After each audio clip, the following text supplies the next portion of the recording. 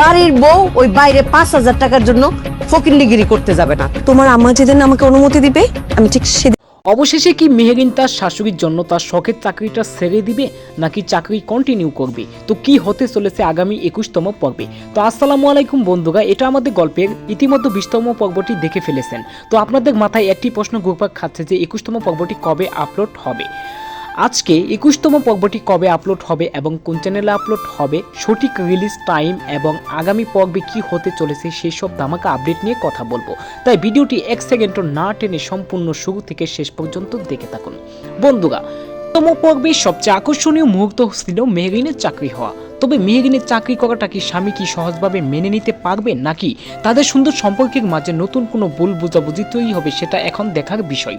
অন্যদিকে ফাহাদ যে কতটা ধোঁকাবাজ সেটা আমরা 20তম পর্বেই দেখে এসেছি। সায়রা যখন তাকে দুবাইয়ের সম্পত্তি আর টাকা নিয়ে জিজ্ঞাসা করছিল, তখন সে এক নিমিষে একটা মিথ্যা ব্যবসার গল্প সাজিয়ে তাকে সান্ত্বনা করে দিল। সায়রা কি সত্যি সত্যি বিশ্বাস করেছেন নাকি মনে মনে নতুন কোনো ফোন দিয়ে এটেছে?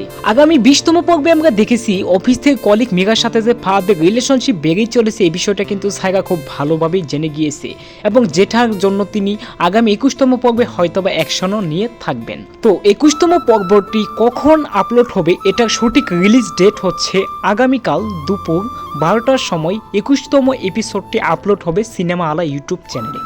তো আপনারা ভিডিওটি সবার আগে দেখতে এবং যে কোনো আপডেট পেতে আমাদের চ্যানেলটি সাবস্ক্রাইব করে রাখুন। আর চ্যানেলে একটি কমেন্ট করুন এবং আপনি কোন পর্বটা সবার আগে দেখতে চান এবং সবার আগে কীভাবে পেতে চান। তো হ্যালো এভরিওয়ান, আজকের মতো ভিডিওটা এখানেই শেষ করতে যাচ্ছি। আল্লাহ হাফিজ।